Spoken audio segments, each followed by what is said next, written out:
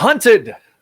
We are here. The big story arc, the big meta arc that has been going through the first publishing-wise of the Spencer run begins now. Here on the Spideydude Radio Network, the Spideydude Experience. Hunted.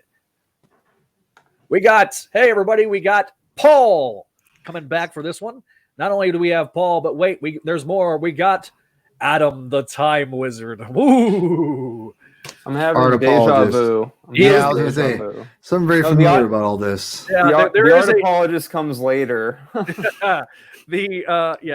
So, full disclosure, because we're pre-recording these episodes, at least for right now, Zach made a very, very bad boo-boo. A grave error. A grave error. I mean, well played with the Hunted reference, considering what happens in the next episode. Oh, yeah. So we were recording this 2 episodes after Hunted. We did Hunted Part 1. We came back the next week and did Hunted Part 2. But Zach forgot to pull the recordings, and mainly because the week that we recorded Hunted Part 1 originally was when their site went down. And so, yeah, it was a bad week. Huh. So here we are. We're doing Hunted again. The first part. We're doing the first 6 issues of this section of the recording. We may be combining the 2 recordings together. So if you're watching this, you'll know. It'll say either Hunted Part 1 or Hunted the Complete Saga, something along those lines. I like that. A complete series. Yeah, so this was the 4th volume of the Amazing Spider-Man. The reason that we split it up into 2 recordings was because there was 12 issues to this arc. It was 200 plus pages. 200 plus pages. It was the longest arc of Spider-Man Volume 5. And so it started with Amazing Spider-Man Volume 5, number 16, aka Legacy number 817. You'll see the legacy numbering in the description below. So what I'm going to do is I'm going to go through each individual part. I'm going to give the synopsises of them, and then we're going to talk about it and go from there. All right? Sounds good, Paul? Sounds good? All right. Okay. Yeah. Let's do it.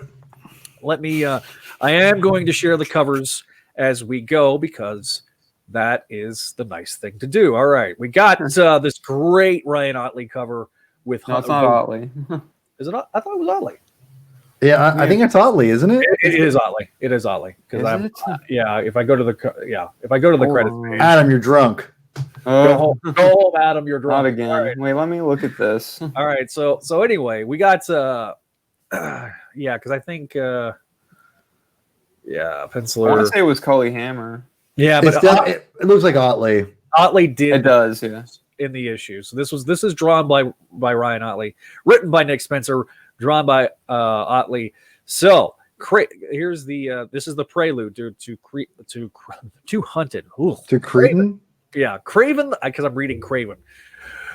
Craven kills the guide of a poach hunter named Bob. However, to his surprise, he does not want to kill him, aka Bob, but he wants to make him into a real True Blue Hunter. A flashback reveals that Craven's plan after moving to the wildland, he began killing humanoid animals created by the High Evolutionary. I suddenly got flashbacks to Clone Saga Chronicles for a second. The latter eventually gave up and said he was willing to do whatever Craven wanted to stop him from killing his creatures. Craven then ordered the geneticist to clone himself 87 times and to make the clones become adults over a very short amount of time. Wyndham, of course, obeyed, but Craven's daughter, Anna, learned of her father's plans and left him in disgust. When his quote-unquote children became those adults, Craven sent them around the world to hunt and ordered them after some time to return.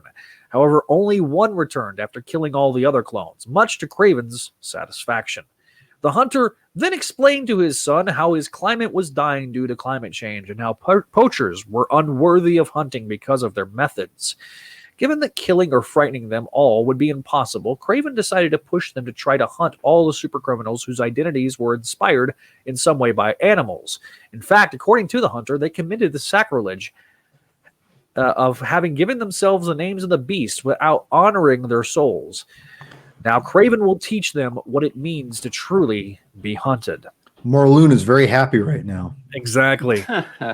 Billy then sneaks out to go to a party, and after his father Kurt calls Peter Parker to send, and Kurt calls Peter Parker in to send Spider-Man after him. Peter then feels unwell, but still goes out in search of Billy. The appearance of the latter triggers panic at a party, and the boy runs away to the street, where he is kidnapped by the Black Ant and Taskmaster. While looking for the little Billy Connors, Spider-Man is found by a spider tracer tracker which had been given to him by the Black Cat, on which the latter recorded a message. Felicia says she ended up in a trap, and that the lizard's son is with her. And that is how the prelude starts. That leads directly into our next issue, which is 16. 16 point. Ooh, let me go to the actual page. This is where I know who did the cover here because it's Greg Land. Oh, Look at that face, folks. please no, never again. Point. Now, this was still written by Nick Spencer, but it was drawn by Iban Coelho, was the penciler. And so this is kind of giving you what happened in the lead up to this particular. So the last issue. So the last issue. So the black. So 16 Fills in point some gaps. Yeah, fills in the gaps. The issue is kind of filling gaps to what's going on in the main story. The Black Cat has learned that her ex-partner Hammerhead is out looking for her. Who then he goes in bursting into her hiding place and tries to slaughter his subordinates. This helps her release the tension. In fact, since Spider-Man has revealed her identity to him, it's canceled the effects of the spell that made her forget it. Felicia has continued to have flashbacks to her previous relationship with Peter, and it infuriates her. Hammerhead tells her that after she stopped being a crime boss, he found another partner, the Owl, but that Taskmaster and Black Ant had kidnapped him, and that he needs his contacts for expansion. The criminal asks Felicia to track down the Owl by offering her a position in the Cabal in exchange, so that she can plunder at will. And after some hesitation, Felicia decides to accept. She locates two ex-SHIELD agents that are on a ship, and while looking for the Owl, she runs into Billy Connors. The cat then reassures him that with a little white lie that everything will be okay. She goes away determined to free the Owl and warn the Spider and the other superheroes. But when she finds out that the two mercenaries have decided to take the boy away, she goes back to free him, to be attacked then by Taskmaster and the Black Ant. The cat ended up in a trap that Hammerhead had joined in to take revenge on the way she had ditched him when she came back for good. As she struggles, Felicia comes back to her mind when she believed that Peter wanted to ask her to marry him, when he just instead wanted to give her a modified spider tracer to locate him so that the Black Cat can contact him whenever she needed. Felicia then manages to distance the two enemies as long as necessary to use the modified spider tracer to send out an SOS to the Amazing Spider-Man. And that is how we are now all caught up on Hunted, going into the first official part of Hunted, which is Amazing Spider-Man number 17. I got to get back to the original. Browse the pages right quick. Sorry for that. Featuring Kraven Jr. as Bane. As Bane? Yeah. I was born in the darkness. All right. Yes, so he says that. He says something similar to that. Yeah. You think the darkness is your ally? Actually, hang on. Sean Connery? Sound like Sean Connery? Yeah. I mean, I think that's pretty good. I think Tom Hardy. Does Tom Hardy not sound like doing a Sean Connery impression? You think the darkness is your ally? Come on. That's pretty good. That's pretty good. I was born and it's molded by it. I was molded by it. Yes. I embraced it. Anyway, I want my martini shaken nonstop. That movie. So I think it was okay. Don't go down the rabbit hole. Don't take the bait, Zach. Don't take the bait. Just go. Just go. Right, so we officially start Hunted with issue 17, legacy number 818. They've been teasing the story since ASM Volume 5, Number 1, and it's finally here. Spider-Man feels bad, but he still rushes to the aid of Felicia and Billy, telling himself that so far the kidnappings of Black Ant and Taskmaster had not affected him much. But now that they have taken the Black Cat, the situation has changed. Felicia does her best to comfort Billy when Kraven shows up in front of them, and knowing how he wants to use her as bait to lure the spider into a trap, it infuriates Felicia. Meanwhile, Spidey reaches the place from which Felicia sent out the SOS and is further weakened by mysterious chemicals. Peter has now guessed that Kraven is behind it all, but he doesn't understand why he hired 2 mercenaries when he's attacked by Kraven's last son. The Spider is fighting as best he can, even managing to score some good shots, but he's too weakened by the concoction. The mysterious green mist that he breathed in makes him have a precognition of the future, Kane style, in which Mary Jane is on the ground and losing blood. You added that. I did add that. Yeah, don't even try to act like you didn't. Listen. I'm right. All right. Between this and the prologue, I mean, there's a lot of clone stuff here. That's fair. This distracts him, and Kraven's clone manages to capture him. Spider-Man wakes up in Central Park wearing the black costume, because of course he is, surrounded by supervillains. The Scorpion then attacks him, but their clash is interrupted by an assault of the army of hunter robots. And if I had a soundboard right now, I'd be playing the da-da-da from the Spider-Man animated series. What about Mr. Roboto, Mr. Roboto? Wait, we gotta. Who knows what the copyright is gonna do? Like, yeah, exactly. If we keep going. Oh, that's a good. We talked about that last time. Yeah. We did. It was a great conversation last time too. Yeah. Sucks that it got lost, Zach. We'll talk about that later. Anyway, here we are, Hunted Part 2. It is the second part of Hunted, so we don't get we don't have a issue just yet. That comes later. Good. That comes later. Oh God, it comes back to me. We gotta stop. Just go, Zach. Let's go. Anyway, the synopsis for Hunted Part 2 is: Arcade explains to the participants of the hunt how to control the hunted robots from a distance, connecting them to a neural implant. It's even possible to customize its appearance and weapons like a video game. One of the hunters kills Iguana.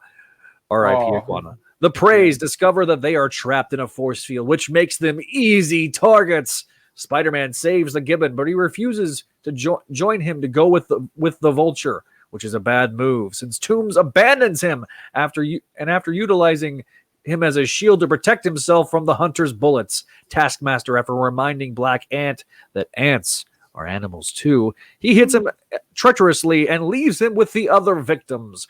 Meanwhile, the mysterious face-covered being watches over Mary Jane, aka Kindred. We now know his name. We now know he's Kindred. Yeah, we now know he's Kindred. So that is Hunted Part 2. Say my 2. Name. So Hunted Part 2 was written name. by Nick Spencer, drawn by Humberto Ramos, and Victor Olazaba was the inker on that one. And so we then cut to the next issue, which is issue 18. And we know who drew the cover of this one because, like I mentioned earlier, it is drawn by Greg Land. That's not a bad cover, though. It is the best of the. I think it's the Greg Land covers get progressively better. I think at certain points. Yeah, I think we said the Vulture one was good, right? I think the Vulture was the best, which you'll see here either later or in another video. Anyway, Nick Spencer's the writer. Ken Lashley is the artist in this one. I think this is Ken Lashley's debut on The Amazing Spider-Man. Again, very appreciative of the Marvel Database for helping us out here on the synopsises. After being exploited and abandoned by the Vulture, Gibbon is mortally wounded by hunters. And Martin then relives his entire life. The teases he suffered as a child, his becoming first a fan and then an enemy of Spider-Man, his friendship with the Grizzly from the 90s, and the failed marriage to Princess Python that I never knew about. Yeah, I didn't either. His journey into a world populated from monkeys with human intelligence, a la Planet of the Apes. But unfortunately, Spider-Man arrives in time only to watch him die. But his presence at the end is comforting for Martin. And that is 18 maybe one of the best issues that we cover the entire night. Dare I say it? The best issue of the whole thing. No arguments here. You know, it is very, very good. We then cut to number 19. The last book, right? The last book of what we're covering here, Hunted Part 3, Amazing Spider-Man Volume 5, number 19, ASM 820, if you're using the legacy numbering to keep up with your collection. So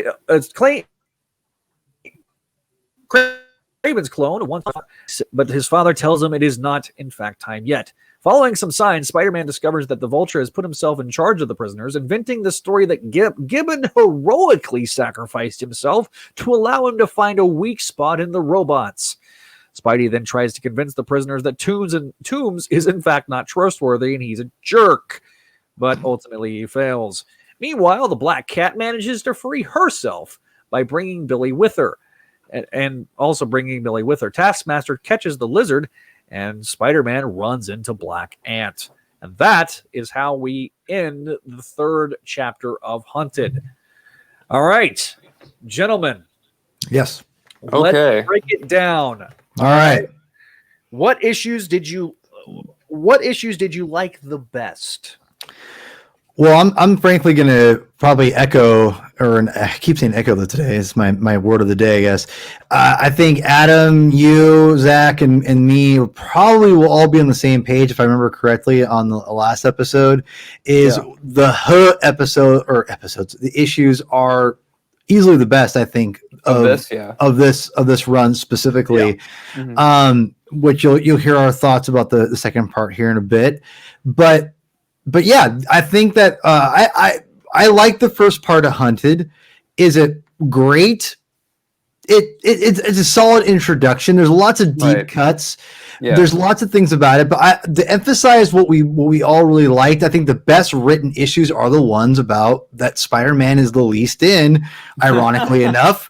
Yeah. And again, it's nothing against Spencer, but it's really, he does a great job of having us care about these characters, whether they're like Felicia, who's a longtime supporting cast member, or a character we've barely even seen, and Gibbon, and really giving us a really good foundation of kind of what is going on. And it's not just all fun and games what's going on, that there's the Gibbon is sacrificed. I mean, Nick Spencer essentially sacrifices the Gibbon to give you an idea that this is not just a fun little, let's put a shield up and, whatever, like kind of old school, like kind of, inconsequential, like, bad guys doing bad things. Yeah, it's like there are some consequences from all of this, which we'll get through the entire series. But wrapping up my kind of just overall general thoughts before we get deeper into it. I think the issues are the best, but I still like the rest of the series so far. I love the fact that we have an excuse to put the Black Spider-Man costume on. It makes sense, right? I mean, it totally makes sense what Craven's doing. So tonally, it does very much make sense. I will say this is some great artwork. What I loved about the Gibbon issues, I loved how they kind of gave this patina kind of coloring. Yeah, for the flashbacks. For the flashbacks, whereas you get in the more modern, dark, kind of grimy coloring. Definitely a bad situation. Again, the scene where that last page just kills you. The inner monologue of Gibbon is just gut wrenching. I love. Yes, I've made fun of this cover now twice. Only one though here though. It's Greg Land. The only time that anybody's heard it besides these two has been they've heard it twice, but you guys are hearing this for the first time. Look, Greg Land has a really, really bad habit of doing adult performers' faces on his character modeling for some reason. Can I say one thing about him? Go ahead. I will not apologize for Greg Land. Well, you know what? And I funny enough, art apologist, I actually like Greg Land more than probably both of you combined. So yeah, no, there's things about Greg Land that I like. For sure. I love this Black Cat issue is the best Black Cat issue we gotten since the Roberto Reguera Sacasa Sensational Spider-Man. I think it was Don't- 26. So what about the Spencer issue too that he did that was before this? Yeah, okay. Let me clarify. Best single issue. Fair. That was technically an arc. Yeah. Yeah, that was an arc. Okay. So best single Black Cat issue that we've seen. So Okay, definitely, I feel it's a fabulous single issue. Uses new continuity with old continuity. These issues very much are deep cuts. These are very much conscientious. This makes you want to go back and read these older stories, and that's kind of where I feel like that Spencer is going with this. Very, very well done. Again, it really does make a lot of sense. You kind of get into the trauma of what has happened in Felicia's life. So definitely love that. Look, the first part of Hunted, and we all like that cover too. Yeah, it's a great cover. Yeah. The Ramos drawn issues of Hunted are phenomenal. This is some of his best work of his career, Spider-Man wise. The fact that we get the this opening scene, the way the dialogue's written is almost verbatim a direct homage to Kraven's Last Hunt. It's a fabulous way of going about it before you get to the title page. It's definitely a very good stinger before you get to the title. Very cinematic. Again, I say this is some of the best Ramos art you'll see around, and it's just really, really well drawn. Kraven is an intimidating force. And, going back to the prelude for a second, I will say this. The Ryan Ottley parts of this are phenomenal. Really well drawn. He draws a very mean Kraven. I love that part right there. What a homage to that to Grim Hunt. Yeah. I also like the fact that they brought in the High Evolutionary. Look, this is a guy that I have crapped upon and crapped upon and crapped upon. I don't like the High Evolutionary. I will say this definitively, having read almost every single High Evolutionary story that exists, this is probably the best appearance of High Evolution. That's weird. That's interesting. Very interesting. Let me clarify. I've read every single appearance of the High Evolutionary in Spider-Man's world. There's a few stories that I have read outside, but like you go back to New Warriors, you go back. This brings in the Antimen. Nobody. I'm going to go full screen on this because this is a mini rant. Nobody. I never wanted to see these characters again. Okay, they are the one of the worst written Spider-Man single issues of all time. Scarlet Spider Unlimited #1. I highly recommend if you want to hear more about that. Going over. Eventually, they'll be here on the YouTube page, but you can also you'll be able to look it up eventually on our website. Donovan's Rage, Clone Saga. I hit the microphone. Sorry. Clone Saga Chronicles, episode 33. Donovan's Rage. That's my final bit on High Evolutionary. He does in fact care about things, and so I really did appreciate that. Love the artwork. I love the 87 clones reference. That is a direct reference to the fact that we have.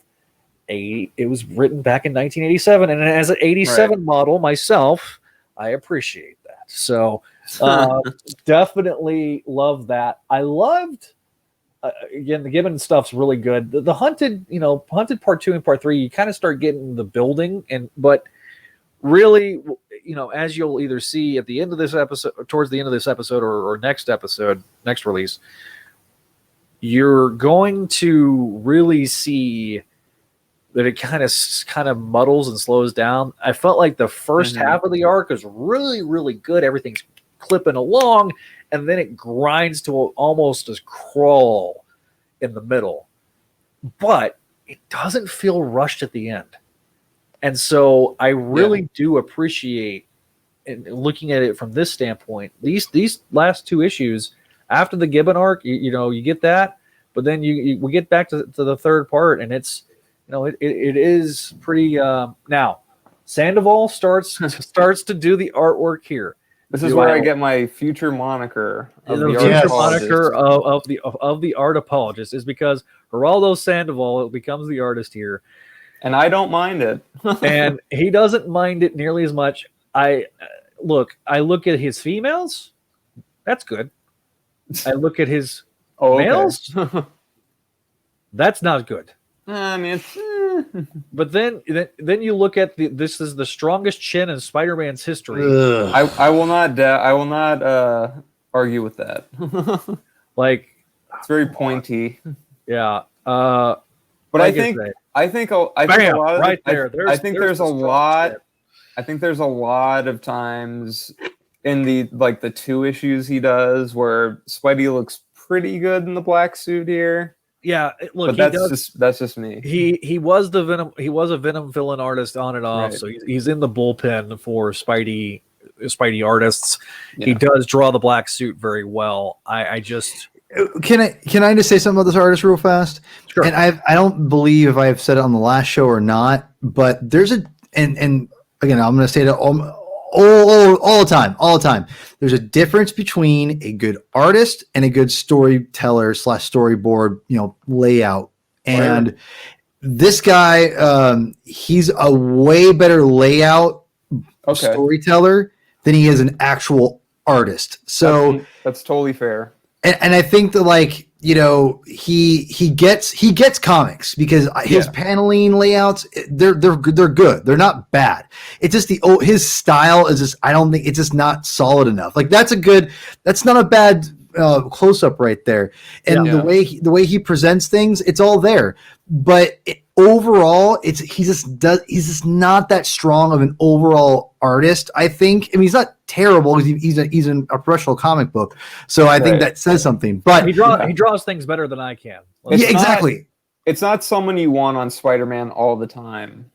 I wouldn't say he'd be better on a lesser known book like a Hawkeye or something like that. Like he'd be better for a Hawkeye story. Yeah, something like that. Like less masked characters, more just regular characters. Yeah, that's the thing because there are definitely artists that, especially you could say with Spider-Man, that they don't do masked full costume characters that well. Right. They do a lot better with human faces. I understand that and I respect it.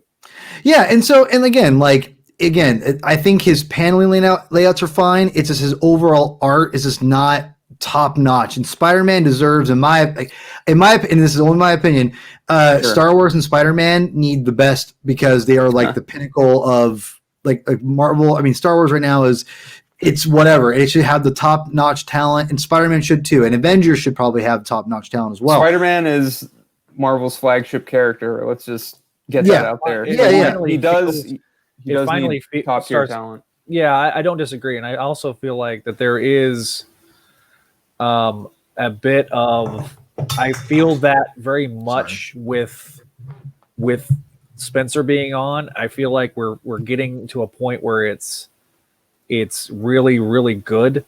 Like I say, this is some of Ramos's best art wise. Yes, we are going to talk about that later on in the second half of the episode.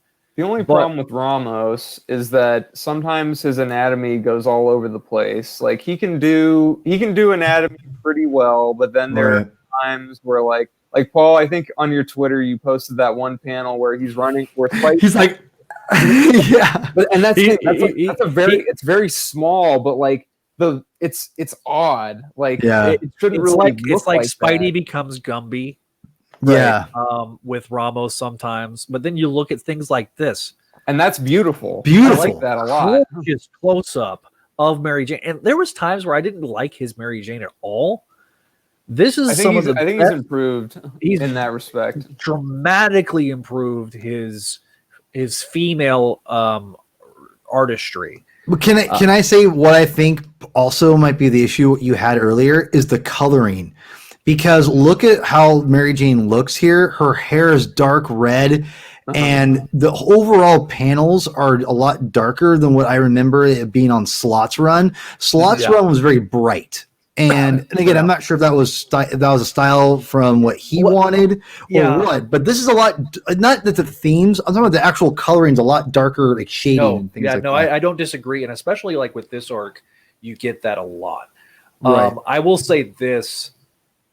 I feel like there's again a lot of the times we saw Mary Jane when Ramos drew her in stories like Spider Island, for example.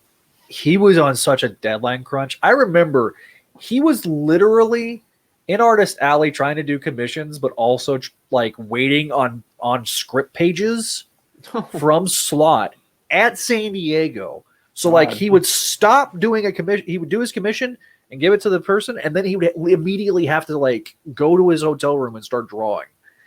Like, so he wasn't on Artist Alley as much as he wanted to be, and he actually admitted to that. He's like, even at the panel, he goes, I'm drawing art. I'm drawing as fast as I can, because what had happened was they were wanting to slot in Ends of the Earth during Spider Island, and Slott was like, no, I want to do Ends of the Earth here.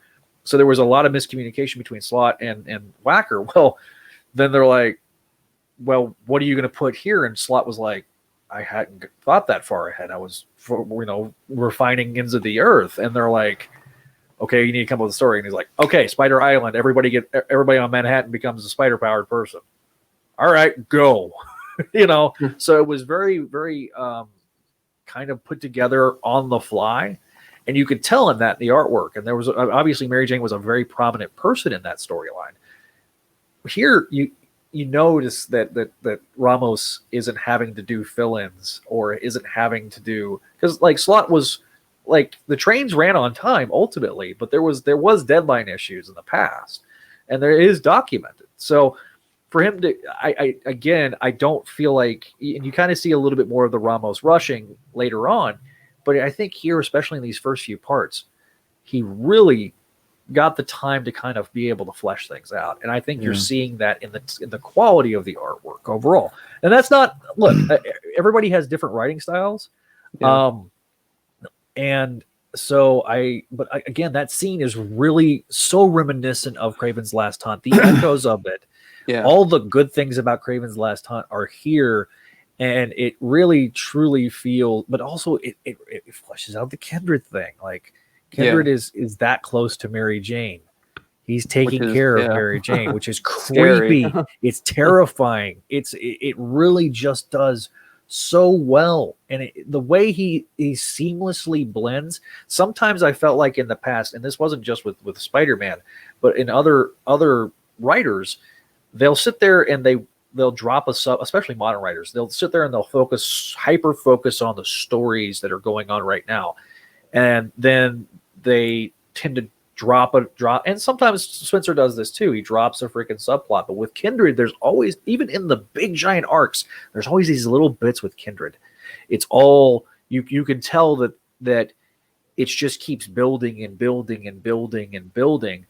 My worry is it going to collapse on the weight of its own story? So that's the worry that I have with Spencer. The good news is that it's like you're building a cityscape where you got one building you're building up here, you finish that. Oh, but hey, here we go, continue to go higher. Obviously, the highest building in this, in this picture is Kindred. So definitely really looking forward to the future. But yeah, no, like Hunted, I think reads so much better in an arc.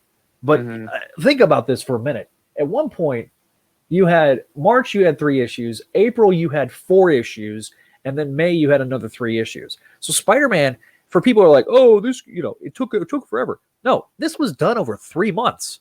And they're doing a very similar thing as we are recording this with Last Remains. So we'll see how that goes. I kind of get the feeling it'll be similarly structured, where you'll have the side quests and stuff on the point 1 issues, and the main issues will be the main story. So definitely a fearful symmetry between Last Remains and Hunted. Man, that went over like a wet fart. Come on, that was comedy gold. Zach. Oh, no, we love you. Can I talk about 16 HU and 18 HU? No, Yeah. Not hate you. Why are you saying 16 hate you, Adam? I don't get it. I'm saying hate. I know. Hate me today. No, not hate. H. There's a ch at the Hate. Hate is gonna hate. Hate is gonna hate. What I like about those two issues in particular, well, what I like about 16 HU is that like You like the cover? No, I don't like the cover at all. I like that we get a Black Cat focused story that like has her processing her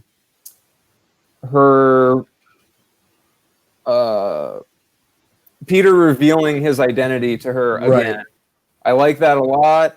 I think that's something that was needed because, you know, we had like a decade of her not knowing anymore, and we had all that stuff that a lot of people, you know, associated with this podcast and other places, like, you know, criticizing the character, you know, with certain things that, you know, her and Spider-Man did and all that, and like, what does the character mean and all this stuff. But like, we get, well, what I should say is like, you know, what is the purpose of the Black Cat character, and like, you know, some people have differing opinions of that. I think Zach might know what I'm talking about if he She's about sex. Right, yeah.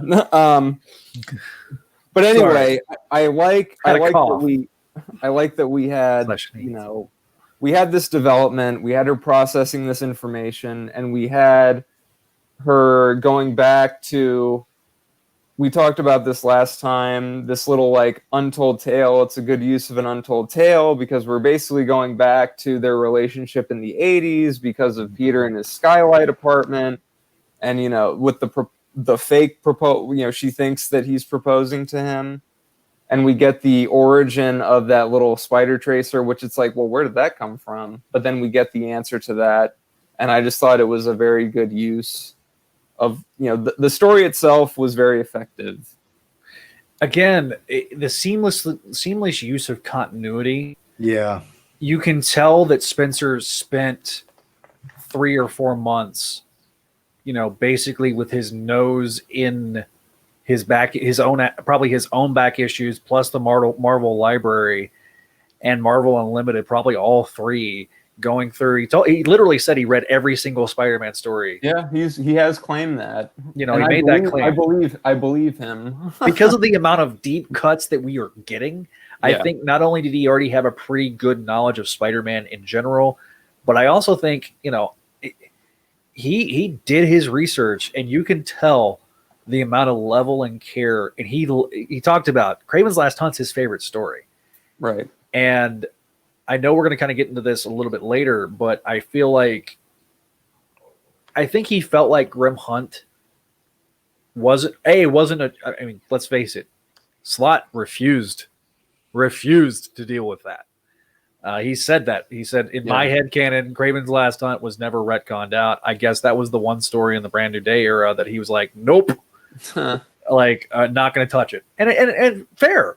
I mean, if he didn't like it and didn't feel like he had anything to say, that enabled somebody like Spencer to come in and do it. So I'm really kind of grateful to Slott for not sitting there wanting to touch that part of the Spider mythos. It also gave us a good, solid story in Scarlet Spider, I thought. Oh, absolutely. I think that Yost made a really good use of the dichotomy of Kraven versus Kane, hating Kane. And you had, as much as I hated the artwork for those Kane backups that were done during Grim Hunt, I mean, it was really well written. I just despise that artwork. It's just not for me. It's very, very indie and very European, and I'm just not my cup of tea.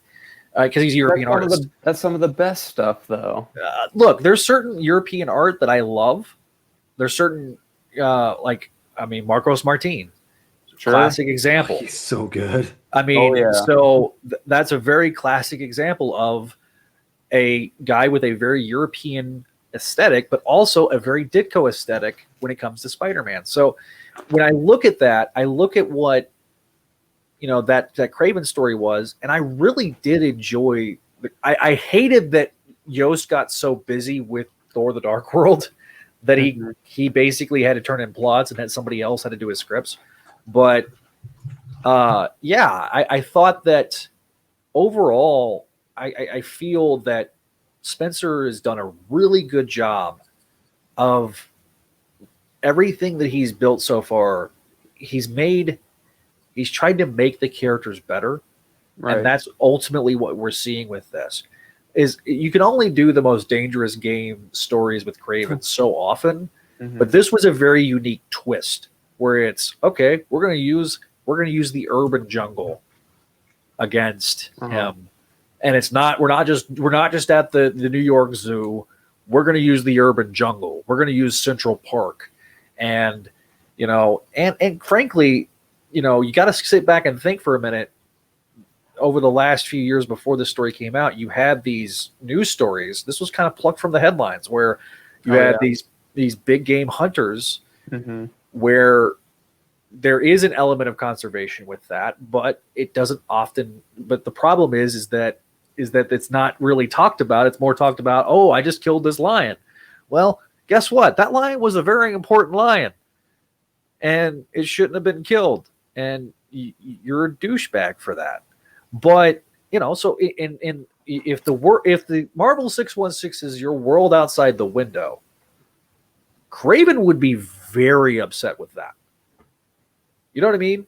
So the fact that he was able to bring that element of, these millionaires or whatever that are going and doing these big game hunts, yeah, Kraven would be very outraged because there is no honor in that in his eyes. So that's it's so good characterization across the board. Toombs is a magnificent bastard, and I'm leaving that in.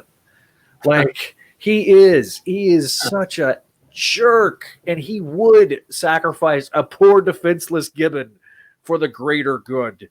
You know what I mean? Like that. And on that note, well, finish your thoughts, Zach, and then I want to talk about 18HU. Yeah, go ahead and please, if I may. Yeah, absolutely. Okay. Well, so yeah, 18HU. What I like about that one a lot is that first of all, it made me tear up. Maybe it's just because Gibbon died, but it hit you in the feels, and you don't expect that. You don't expect it, and I think you don't expect it because Gibbon as a character, it's like, I'm going to unfortunately speak for people and, correct me if I'm wrong. I'm probably speaking for 95% of people. People don't care about Gibbon. He's in ASM for 2 issues. And, when Stanley hands the book over to Jerry Conway, and then from what I remember, what I, recently saw was Roger Stern puts him in the story where Beetle gets his new armor and Beetle holds him hostage and Spider-Man has to save him. And it's okay, and then he's in the Legion of Losers thing and DeMatteis' spec. So it's it feels like he doesn't really have that many appearances. He's like a nobody. And the thing is that's why I guess it works, is because it's a character people don't really care about, but you read his story, you read how he's just this down on his luck guy who was made fun of and picked on because of how he looks, and he's dying and his life is flashing before his eyes, and you just feel for this character who basically could be you, and he wanted to team up with Spider-Man, and then even Spider-Man laughs at him, and it's this guy can't catch a break.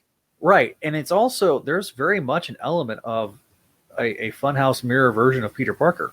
Yes, but, and the empathy that you already know, and you kind of going into a Spider-Man story, you're going to have empathy because it's Peter Parker, and that character just exuberates the empathy from the readers. That's also what kind of makes it heartbreaking too, is because this guy is kind of Peter, and Peter laughed at him back in the day. Yeah, Peter was no different than the bullies that they're oh look, Peter Parker's a wallflower. Yeah, or see ASM Classics here on the Spideydude Radio Network. But that is definitely, you see. Look, by telling that story, it breaks your heart at the end, and it actually makes what should be he didn't do this for the iguana, but he sure as hell did it for the gibbon.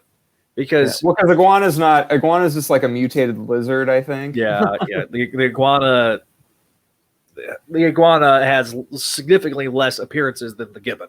Right. But yeah, I mean, look, Gibbon was a comedy character, and for somebody like Spencer, who can be a really good comedy writer, to be able to come in and do a tragedy with a comedic character, that is very, very strong writing and characterization. It's good art. It makes great art. Something. It's good art. Yeah, it's really good art. Paul, what do you got? Well, I think there's a lot. For me, my overall thoughts on this whole first part is very much it's a very much me repeating myself about Spencer in general. And we've all talked about is his love of the character, and I think I really want to emphasize. I remember hearing about him, reading all the Spider-Man stories and everything, and there's a difference between research for a job and working that and making it work, and loving the character and doing things that are inspired. And I think Nick Spencer really toes that line really, really well, where it's a job, yes, and he's got to work and all that jazz, but his love of Spider-Man is there because of all these different things he's bringing into it and how much fun and how much TLC it has. I think it says a lot, the fact that he went out and told the story, and the fact that Kraven's Last Hunt is even a big emphasis of his run on Spider-Man itself, because that was a big. I mean, it's weird because I think as us Spider-Man fans, we all hold it in a very high regard. At least a lot of us do. It's consistently one of. If you look at any top 10 list, it's always there. I have yet to see one, and I'm not saying it's not out there, but I've yet to see one that doesn't have Kraven's Last Hunt in not the top 5. Yeah. And I remember we did a review for this on our Patreon for the MCU fan show. And I remember we did a review of it, and I said that this is I had put this up with The Dark Knight Returns and The Watchmen, and my co-host laughed. I won't go that far. I'm like, well, you're wrong, because this is when I read it all came out the same exact period. Like and now I say that because J.M.D. Mateus. It was written, and he even says like it was during a very dark time of his life, and it's evident, and he won't even discuss outwardly like what's going on with it or what inspired it. But I think about this series of itself, Nick Spencer seems inspired, and you see that throughout this whole series. And I think Hunted is very much that he's taking something he loves, and again something that Slott wouldn't touch. Which again, we don't blame him, but he's trying to make it work in his own right, and this is the start of it. And I think that seeing all these things put together, and again, my closing thoughts on I think this whole first part is again what Adam was talking about with Black Cat. The fact that you're bringing up this thing about the reveal, the identity, she didn't know about it, and all that jazz. The thing is, Nick Spencer has managed to make that a very important part of the character, and has made that issue really impactful. Like it's we talk about the Gibbon issue, and that is definitely the best. I think the issue that maybe Nick Spencer's run, or he's done the whole time with Spider-Man. It's up there, maybe top 5. Definitely top 5, I think. And in terms of single issues, But I would argue that this Black Cat issue is not as good, but it's not far off either, because it's a fun issue to read, and again that's hard to do, and also pushing the character forward by also fixing the character too, in a sense. I mean, it's pretty impressive, and I love the untold tale that he tells, because it makes a lot of sense. And I love the fact that we get this, where the Spider Tracer have. Why would she have that? And then okay, this is why she has it. Okay, that makes a lot of sense, and it's great. The thing is that the mind wipe was a hindrance in the past, but here with Spencer, it's not a hindrance. It's a plot point. Yeah, it's a reality. Whereas other writers, not necessarily just saying Slott here, because a lot of the Brand New Day writers did not want to address it. Yeah. To the point where it was basically Quesada, hey, you kind of wrote us into this corner here. Give us the explanation. And then we get the explanation. We're like, really? You know, so with Spencer, and you'll hear me say this in future episodes. I did there. Continuity is not a noose for Nick Spencer. Not necessarily that it was a noose for Slott, but for other writers in Spider-Man's history, there's been times, especially in the last 15 years, really in the last 20 years, where continuity isn't treated with the reverence and respect that it's been. And that was mainly like a Quesada thing, because he comes from Marvel Knights, where they were trying to be more loose with continuity, because at that point it was a noose. But now the pendulum has swung so much with Marvel in general, where continuity is not a noose anymore. It is a thing that you can use to build towards things. And so, again, fish out of water, Peter Parker. Peter Parker is the driving focus of the story here, but the world is much more of a richer tapestry. Not saying it wasn't with Slott, but it just feels like, okay, we're getting a little bit. Have you noticed how many brand new characters outside of Kindred have been introduced so far on the Spencer run? None, because he's using older characters finally.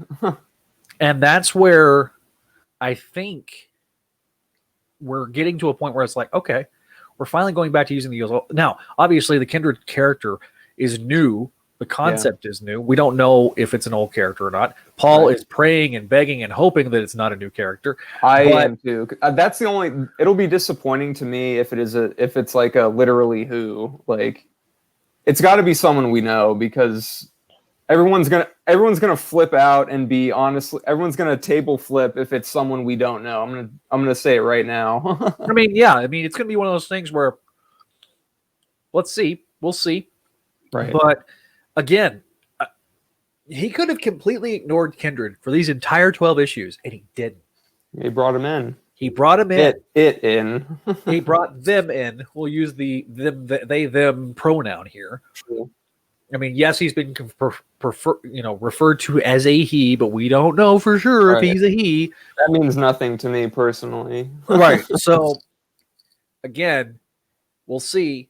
But this was a really good build-up. Now, starting with either next episode or we're combining this, which at the point where we're at right now, it's probably going to be combined, so you're going to hear this in a few minutes.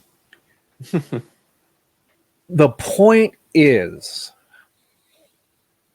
Hunted was a big story arc, and then the build towards the next story arc comes. Yeah. But the great thing is that it was a really good capper to the year of storytelling. The first year, really good way to end it. Sure. And go from there. So that's kind of my final thoughts on this first half. Adam, you got any more? No. R.I.P. Gibbon. R.I.P. Gibbon. As I put, where's it at? Oh man, did I had that. You deleted it? No, I found it. Hang on. It's like you gotta keep that forever. You gotta keep that forever so we can just throw it out randomly. Yeah, I like it. Adam's not wrong. It'll be a running gag. R.I.P. Gibbon. But R.I.P. It's not a gag, it's a tribute. Pour it out. Yeah, pour it out. Every year at this time. Yeah. And then we pour it out. As I sip my water. I love it. I love it. Let's do it. Gentlemen, I think we're going to wrap this part of the episode up.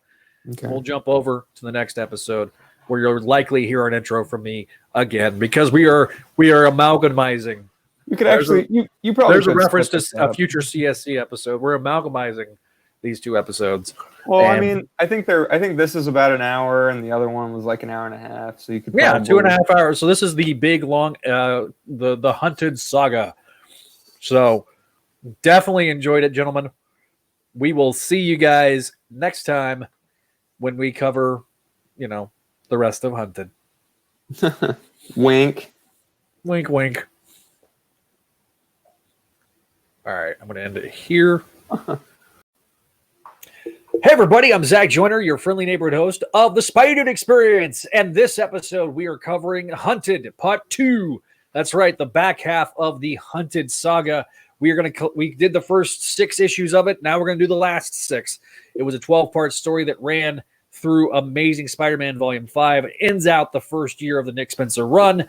Joining me once again this episode is P-Thuggin himself, Paul. What's up, dude? I mean, I've only been here for like 5 hours. It's no big deal, right? Exactly. I mean, I get this astonishing feeling of deja vu. It's crazy. But I'm excited to talk about Spider-Man. I'm talking about Adam here. He's the art apologist. We're gonna talk about like great art. Again. Again. The third time. Yeah. The third time. I know, right? So speaking of Adam the apologist, Adam. It keeps happening. He's our other panelist here on the Spideydude Experience. Okay, full disclosure. I thought I clicked the record button, and then I realized I hadn't clicked the record button. So this is my first official goof of this show. It's like we only lost about 2 hours. No big deal. No big deal, Zach. It was like 20 minutes. Yeah, it was like 20 minutes of talking. But and welcome back, Adam. I'm back. You're back, buddy. All right. So, yes, here we are. Spideydude Experience. I decided to put the logo in the background, so hopefully you like that. Real quick, I am hoping that by the time we have this released, the website's back. But yes, the website was down. We apologize for the delays we've had in the releasing of the last few episodes, but we are back on track. We are marching forward. 850 is coming very soon, and I even got the poster to prove it. And so, look at that. Yes. So definitely really excited. We're halfway to our mission of catching up through the Nick Spencer run. So of course we're going to be covering issues 19.20 through 23. Legacy number or regular numbering, volume 5, 20 through 23, and the 19 or 20 point. So a couple of issues in there as well. So yes, so we picked up. Last issue was 19, issue 19. Now we're at 19 point. So I am using the Marvel database for my synopsis. So real quickly to go through it, it was written by Nick Spencer, drawn by Chris Bachalo was the penciler, and he had a whole bunch of anchors: Wayne Foncher, John Livesay, Jamie Mendoza, Victor Olazaba. Thank you. You're now going to take over the role of Gerard, telling me how to say names. Tim Townsend and Alvey, which has the best name, Alvey. Sorry. What was that? it was supposed to be an oy vey. That's what it sounded like to me. But anyway, synopsis. Check, please. To save his son, the lizard uses his nose to locate Taskmaster, and after serving him a poison drink, he offers to give him the antidote if he takes him to Billy, who got kidnapped last issue. Taskmaster replies that there's no reason why they should get back into the force field because he's crying over the fact that he sold his friend out, aka Black Ant. So Lizard helps him catch Vermin. Arcade does not consider him to be an interesting prey, however. He's like, no, pass. But when the Taskmaster says he is also taking on the Lizard hostage, he conveniently accepts. So it is the Hunted tie-in. So, all right, Paul. Yes, a condensed version. I'll do a condensed review. Yeah. Yes. All right. So if for those who didn't hear the last recording, which would pretty much be everyone outside of the three of us, I really quickly, I like this issue. I thought it was one of the better issues, not given level, obviously, right, but it's decent. This is a solid. I see no reason why they couldn't just add this in the regular series. To be quite honest, I thought it probably would have helped. Yeah, exactly. So that being said, Spencer obviously is solid. I love everything he pretty much does at this point in Spider-Man. He can't go wrong. Even when he puts Chance in his comics, That's a shout out. Go. Oh, bam! See, I saved that one for this one, guys. I saved that one for this one. Paul's fired up now. Yeah, exactly. So anyway, yeah, really quickly, what I touched upon in the last review was I love that Vermin's makes an appearance, and it's not being written by J.M. DeMatteis, which I'm going to tell you all to go read The Child Within, Spectacular Spider-Man. I don't know the issues off the top of my head, but it's like 170 something, 80. Look it up. It's 180 to 188, I think. All right, no maximum clone saga divergences on this one. All right, so no maximum cloning. Here's what I lament. I lament that you cannot find these easily on Marvel Unlimited. Yeah. I wish we could see a omnibus of the JMD Mateus era of Spider-Man. I know it would probably take 2 omnibuses to fill it out, or you just skip the clone stuff in the middle, but literally need to check that out. There is some the ASM run that he had is collected on Marvel Unlimited. I opened Pandora's box, so you can check that out. But I really wish the Sal Buscema, Dame DeMatteis era. Basically, I wish Spectacular and Web and Adjectives had everything on Marvel Unlimited. Agreed. And that's all I'm going to say. All right. Someday. And finishing up so the art apologist can get on. Zach, if you can really help me out here and use your fancy gadgets, can you please put up page 9 for me on the Marvel Unlimited? Absolutely. Give me just Thank a you, second. sir. So Chris Pachalo, as you guys have probably heard in the last episode, we kind of ripped to shreds except for the art apologist. He probably loved it. I forgot. Adam, I forgot if you liked it or not. To be honest, I don't remember. Yeah, he lamented about it. Oh well, it was more of the Sandoval art for the first Hunted part. But I didn't mind his art when we talked about it, like the episode before that when he did like the Rhino thing. Gotcha. Well. Anyway, there we go. Go back. Yeah. This is good. This is good. This is solid. Yeah, this is solid artwork. Yeah. Oh, this is it's all on page 9. You're on page 10, I think. Still. Am I still on page 10? Sorry. Yeah. No, it's okay. There's page 9. Yeah. So that is good too, though. This is a great simple breakdown that Pachalo would usually, like, if he had free reign, it'd be like all over the place and have like smidgy marks probably everywhere. So, but anyway, I thought this is really solid, and I know. In the thing that got lost before, Zach, you talked about not liking the white like little places there. Yeah. I kind of like it because it kind of breaks it up a little bit, the monotony, and also I got I will say this: if you read it with guided view, it's very not as bad. It's very cinematic.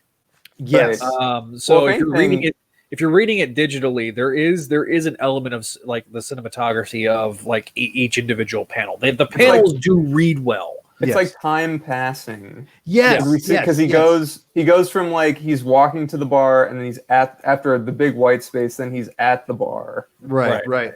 So anyway, in wrapping up, I loved Vermin being added into it. I wasn't expecting that. It was really cool. And the one thing I'll add about the art that I just kind of I just realized it now is what if Pachalo, because it's an introduction to Vermin or the reintroduction to Vermin, that the way it's written is kind of like a rat maze. So if you look around it, like I kind of thought about that. I'm like, wait a minute, because if you look in some of these pages, if you go help me out here, page 14 on here, it's where Vermin kind of first shows up, and you'll see that the way it's kind of, I don't know, it's just kind of, that's not 14. It's you want to go to 14. Okay. But honestly, this is a good example of what that one on the right. Yeah. That right there is like, it's just the way it's kind of, there's that white blockage right there, but the way it kind of reminds me of a rat maze a little bit. So I wonder if that was a purposeful thing because of Vermin. So anyway, especially the way Spencer wrote it, their opening scene implies that you're seeing actually Lizard, because you're thinking, oh, here we go. Like it in your brain, you're thinking, oh, here we go. This is freaking Shed all over again. Yeah, that's what I was thinking. Drawn by the same artist. Yeah, I don't necessarily. The one thing I do criticism that I never have liked. I've never liked this design of how he draws the Lizard as more like reptile. It's like amphibious reptile thing. Like it's not quite frog-like, but it's like, I don't know. It's very gator kind I of. like it. It's like I like dinosaur. this. Yeah. This isn't bad. This isn't bad. I think. This is better than Shed. I hated the design in Shed. Oh, yeah, with like the hair. Guys, who was writing the Shed? Come on. Zeb Wells. Yeah. I like Zeb Wells. Okay. Like he wrote like on Brand New Day. I like the original, his little snow god things that came. The one that Pachalo did Pachalo. Yeah. He did it. Yeah, exactly. And that was solid. Yeah. That Pachalo story with the snow god, and the snow is like a force, the force of nature of snow being an element in the story, I felt like was really well done.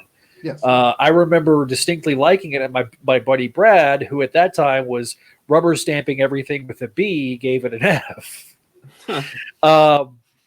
And I was like, what? But at the end of the day, like Pachalo can do some good quality storytelling. This one again feels like there's how much Spider-Man's in here? Like there's for a second, there is no Spider-Man. Yeah. It says Amazing Spider-Man. There is no Spider-Man. So these little side quests are in, but it's a big part of the story. It's how you break. If you didn't read this little issue, you wouldn't like where the hell did the lizard come from? So I do appreciate that every issue is important, every chapter of the story is important, and I appreciate that these character spotlights, because this is really the story of Kirk Connors trying to redeem himself from the Shed incident. Yeah, and instead of not acknowledging what he did, it's saying, hey, I made this horrendous mistake and I'm trying to make the amends for it. And I really appreciate that Spencer is trying to, because there's a part of me, you noticed we didn't see a lot of Lizard in the Slott run once Slott took over by himself. I can only think of that one Lizard story that he did. But I also distinctly remember that the lizard element was very trying to fix the wrongs of what happened with Shed, but kind of doing it very clumsily, I think. Whereas here it's like, okay, Lizard got his happy ending during clone conspiracy. Sorry. I had a little bit of a burp up there. So I do appreciate that they're moving forward with it, and they're not just going to sweep the Shed stuff under the rug, if that makes sense.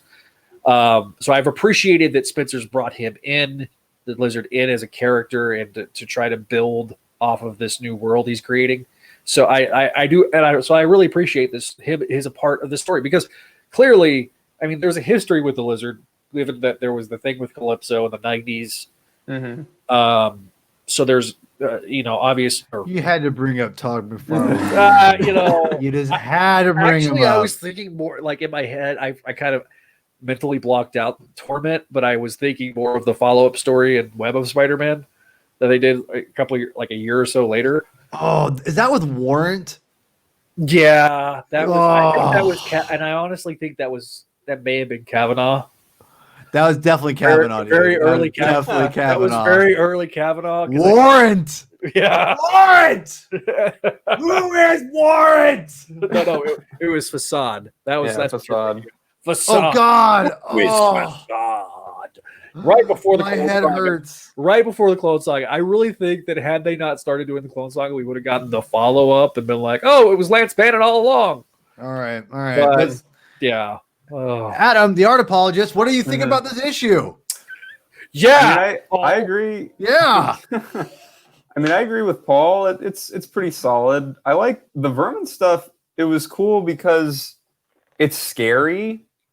And I was almost thinking like I didn't expect it. And it's like, oh yeah, Vermin is in this, isn't he? Like at some point. So yeah, it was cool and it was scary. Like, he's kidnapping people and kidnapping friends and eating them when they misbehave. I think it's horror movies in general. but And yeah, like the art's fine. And I like what you were saying, Zach. Like, the Lizard's so determined to, redeem himself from Shed. He's trying to like not mess up again, and just trying to make up for that like awful thing that it, like, how do you come back from something like that? And well, because it's comics, we found a way, and now he doesn't want to, lose what he's now regained. And then we learn later that, like, well, we learn the thing about Billy too later, like, and anyway, yeah. So yeah, I liked it. Although I think like this one, I think this was better than 20 Point. I kind of had some problems with that one. So yeah. We'll get to that in a second. Mm-hmm. Oh, we will. Yeah. We will.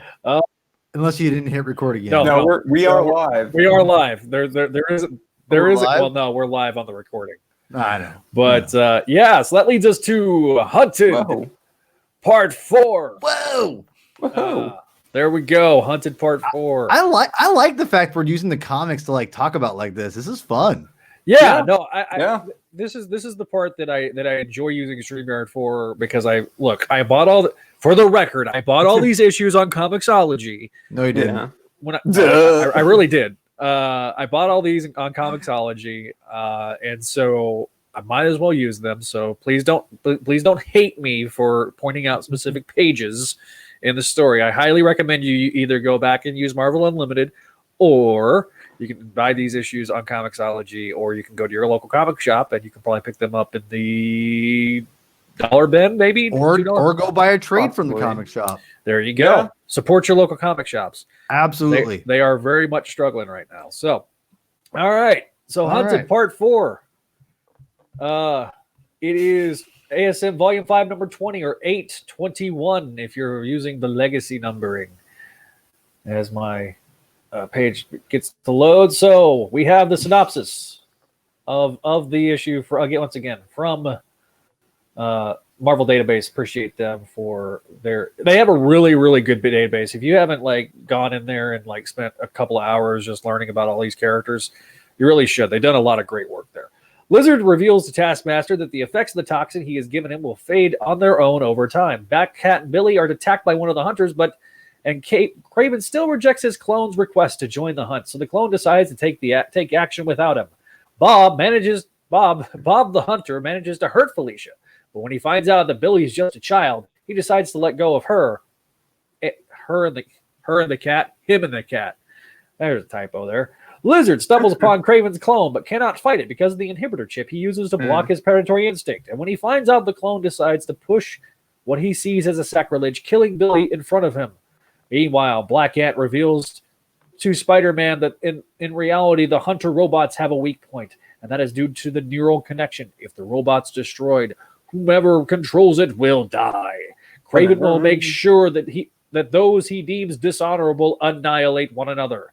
Enraged, the Spider gets Kraven's position from Black Ant, but when he goes, he is attacked by the swarm of vermin. To be continued. So that's right.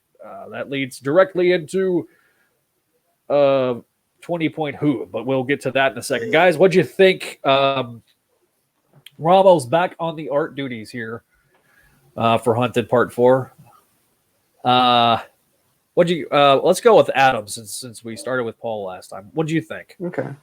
Let's see. This one was weird to me because it was like, how do I say it? I guess it's because it was sort of almost exposition central in the beginning. Mm-hmm. Black Ant's like explaining to Spidey like about the whole, the robot thing, like how the robots work and everything.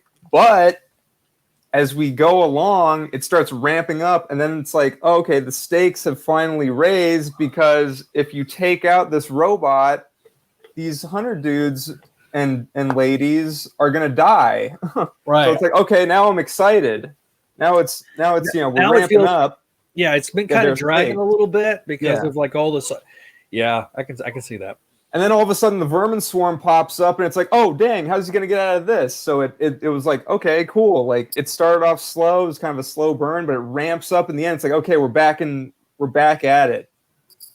We're on all cylinders now. And then we get to 20 point and it's like, huh. We haven't got there yet, Adam. Yeah, I know, but we're not there yet. We're getting there though. It's the tease. We're slowly getting to the switch. We're getting through Hunted and slowly. We're like, it's a snail pace. Yeah, well, no, and it's not because of us. It's because it's so goddamn long. Yeah. Well, it's because again, this is where it starts dragging. This is where event comics have an inherent problem. I think that there was a very basic 6-issue story. Yeah. That was probably put together. But then it was like, well, what's going on with Black Cat? What's going on with Lizard? What's going on with the Vermin? What's going on with Vulture? What's going on with Hey, I got this really good idea for a Gibbon story. And it's like, oh, let's just keep adding and adding and adding. And that's where I kind of feel like we're seeing a very similar pattern now with this current storyline in the Amazing as of this recording, where, starting next month, Amazing is going weekly, basically, because of the LR issues. Yep. So it's like, guys, come on. Like, I get that there's supposed to be this big epic story, but like, it's dragging the main story along. Mm-hmm. So this definitely suffers from middle issue syndrome, what I like to call middle issue syndrome, where it's like, oh, it's the middle of the story. And remember, this is coming out over a 3-month period. Right. March had 3 issues. April had 4 issues. May has 5 or 3 issues. So it's like, it's a 3-month long story. So it's really condensed, but it's like, oh man, I think if this was coming out in the normal pattern of just 2 issues a month, everybody would have been pissed, because I'm like, all right, let's go. But the fact that it came out so close together that it's like, okay, basically you've made ASM weekly for the summer or for the spring, so. Right. Yeah, the artwork, I will say this, and I'm going to defer to you on the art apologist there, Adam. I really feel like this is very inconsistent Ramos artwork, because like the scenes with Craven and Craven 87 is really good. Right. Yeah, like I would totally read a Ramos drawn Craven the Hunter series like all day. And even the stuff with Black Cat is pretty good. Mm-hmm. But like the stuff with Spidey and Black Ant just doesn't do well for me, and I think it's just because of the way he draws Spider-Man. Also, I want to point out that like in the Ramos issues, Lizard is like he ain't wearing any pants no more, and this goes until the end of the story. Spoiler alert! And that there's no consistency there, because like we have Ramos doing, fully lizard, fully nude lizard, no, we haven't seen this naked of a lizard since the 90s. And then it switches. We get Sandoval, and he's got pants on. He's back as Kurt, and he's got pants, but then he changes again. And then at the end, he's back, and it's Ramos, and he's nude. And then we get the epilogue from Otley, and he's fully clothed. He's got his coat on and everything. Yeah. So it's like, guys. Yeah, no, definitely one of those things where you're like, oh, come on, guys, really? So, all right.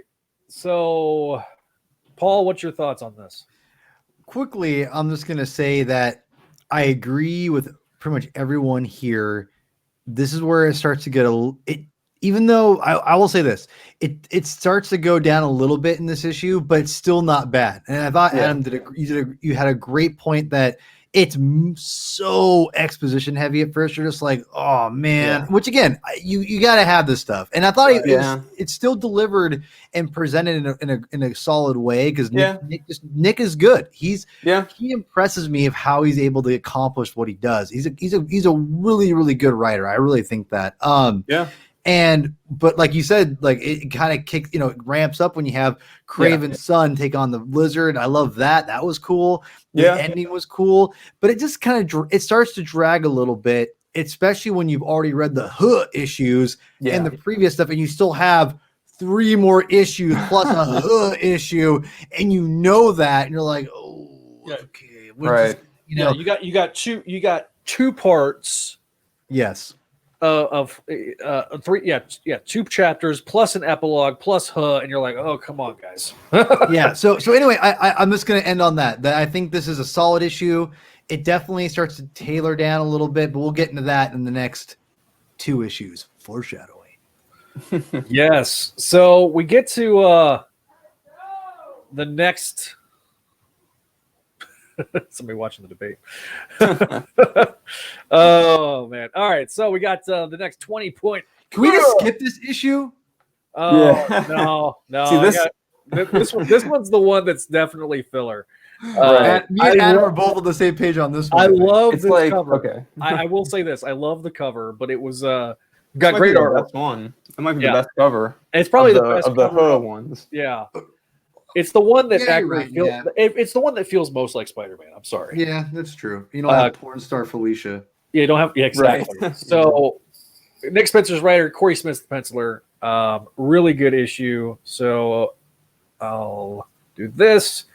Getting up the synopsis real quickly. Vulture talks to Arcade. Done. Okay. Yeah. Vulture contacts the Vulture, and after explaining to him that Kraven is behind the hunt, which really angers Toombs, he declares that he has a moral principle. When he builds a moral trap, the trap must have a choice of survival. This is the case, the chance of a device that allows to destroy the hunter robots. The more robots are destroyed, the easier it is to destroy others. Toombs manages to eliminate a hunter, earning the respect of the other prisoners. At one point, a hologram of Kraven appears in front of Arcade because this is Wakanda, apparently, and receives confirmation that the Vulture has fallen into his trap.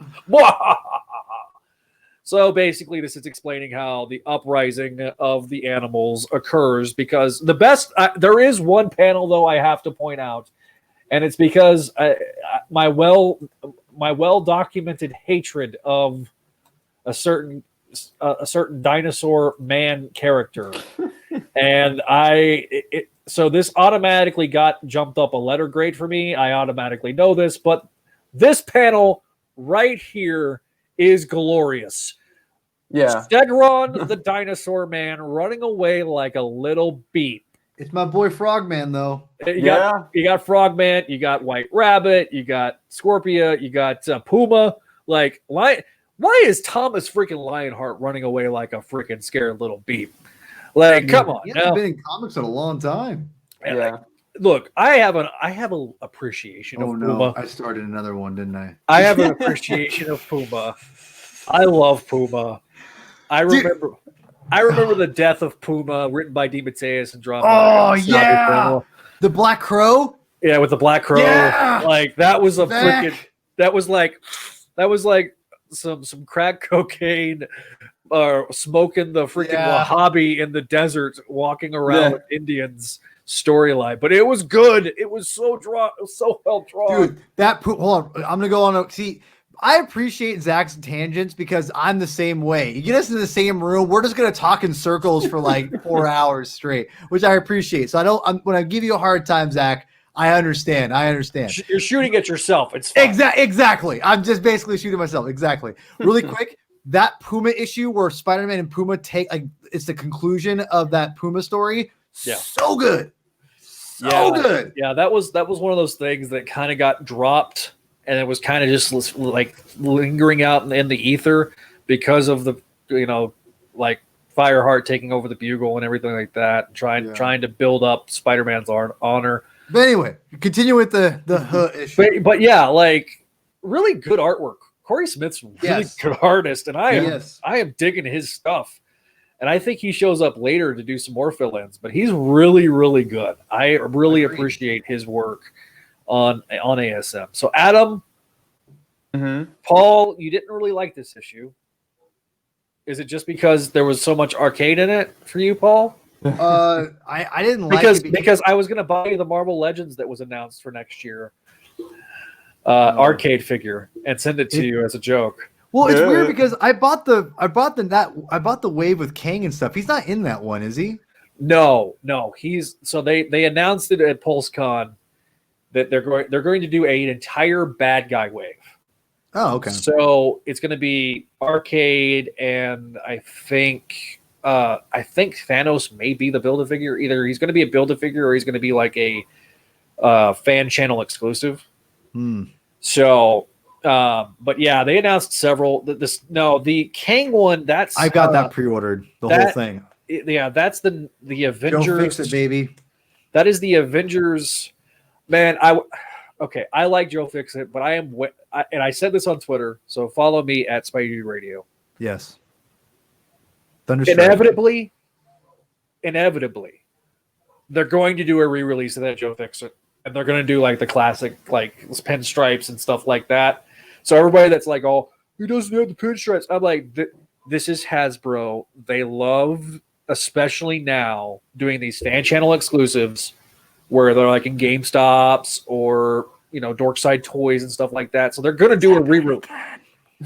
Yeah, I know. They're going to do a re-release. But yeah. Zach, I love you. I just want you to know. Anyway, because if we didn't have so many comics to cover, I wouldn't care. But we've got like 800 comics. So, all right, so you got the floor. All right, 800. Two seconds. Arcade sucks. Damn. I'm sorry, he's terrible. This issue just felt completely filler. I've never been the biggest Vulture fan.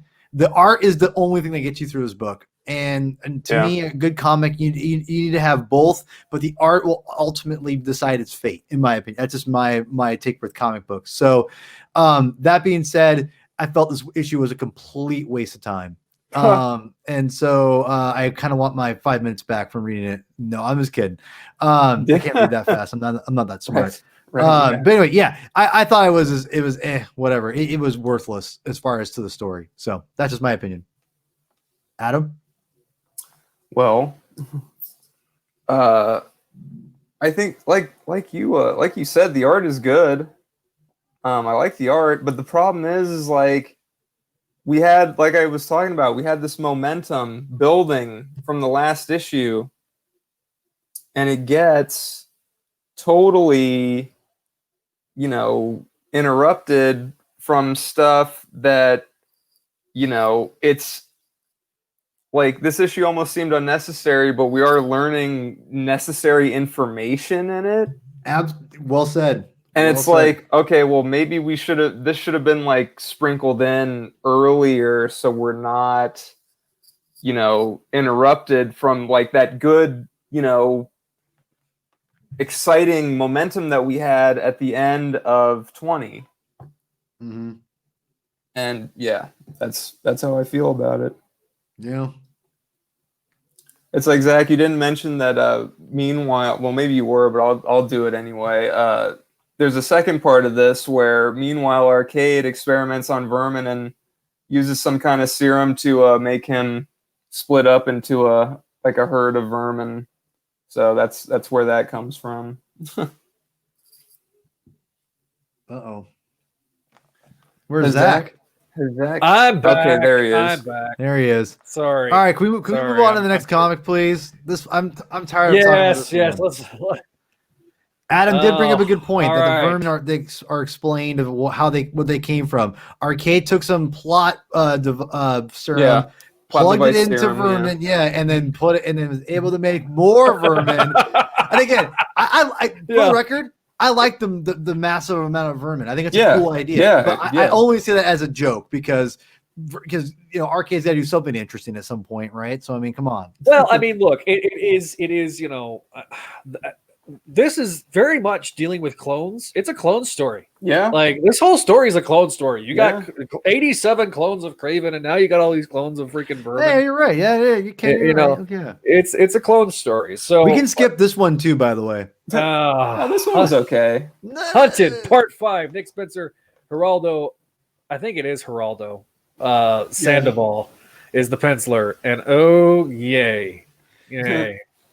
This makes me want Chris Blancho from Shed and to come back and draw every single panel. It's not that bad. Oh, it's bad, dude. It's so bad. It's mediocre, in my opinion. All right, so Hunted Part 5. Spider-Man fights as best he can, but the vermin are too many. He's overwhelmed and then rescued by and taken away by Kraven the Hunter. Meanwhile, the army of the Vulture manages to obtain good results against the Hunters, but also suffers many losses. He wakes up in a cage wearing a new costume. The other had been damaged in the cloned vermin fight. Next to Kurt Connors, and in front of the screen showing that Billy and the Black Cat are doing. Billy reveals to the cat that he has vague memories of Lizard who kills him, which he also understood. Felicia is shocked to learn it, but at the moment the two are attacked by Kraven's clone. Spider-Man's determined to run to their rescue, but he's chained, and the only way is to tear Kurt's inhibitor chip so that he can turn into the Lizard to fight. Taking the chip out would break Kurt's backbone, but thanks to his regenerative powers, he would survive. Spider-Man's eventually forced to snatch the chip from Kurt, who turns into the Lizard and then heals. So, very much, this story is this one is probably the most filler of the bunch. And I honestly, it's everyone's just like, this artwork, man, this artwork is so bad. I'm sorry, bad. It's bad.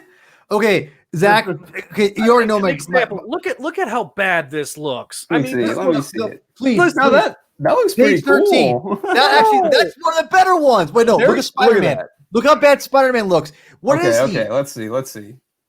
Look how bad. Looks terrible. Look at that. Oh, that. Okay, now hold on. I'll one up you, Mr. Zach. Zach, page 13, if you will, please. Look at that left side. Go to that page. What is this? What is that? What? That's supposed to be. That's not abs. That's scales, man. Yeah. Okay. I will. One more, Zach. One more. Page 17, bottom right. Oh yeah. Here we go. Page 17, bottom right. Bottom right, please, if you will. Oh, hang on. I thought I went to 17. Hold on. Look at that. Look at that. Oh. What is Spider-Man doing? I kind of like that though. It reminds me of a good friend of the show, Ron Friends, when he would do those like angle things and show like the. No, you can show emotion with Spider-Man. that I like that too, but it's way too much. Well, that's not even like I know it's supposed to be sad-eyed Spider-Man, but what is that? That is what? Yes, what is that? Bad. It's very. I'm sorry. Hold on. His eyes look like devils. Look at them. Yeah. Cool. It's Satan's eyes. It's Satan's eyes. What is this guy? Why? What? Please, the devil be inside him. Please do never employ this person to draw Spider-Man again. Like Venom. I think that he draws women okay.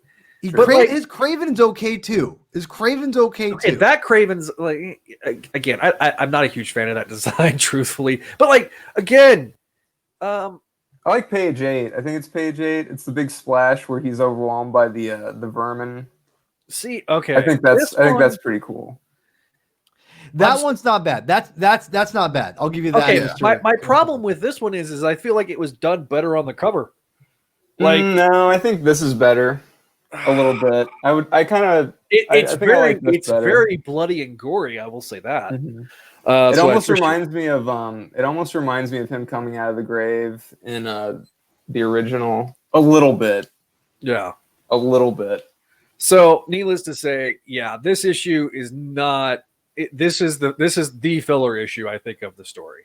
So, yeah, I did like the pep talk that Kurt gave him, like, oh, you don't understand responsibility until you've had a kid, or something. Yeah, like it's our punishment. But I doubt we'll be here much longer. This issue is our punishment. Right. See, and he's got the pants are back. Yeah.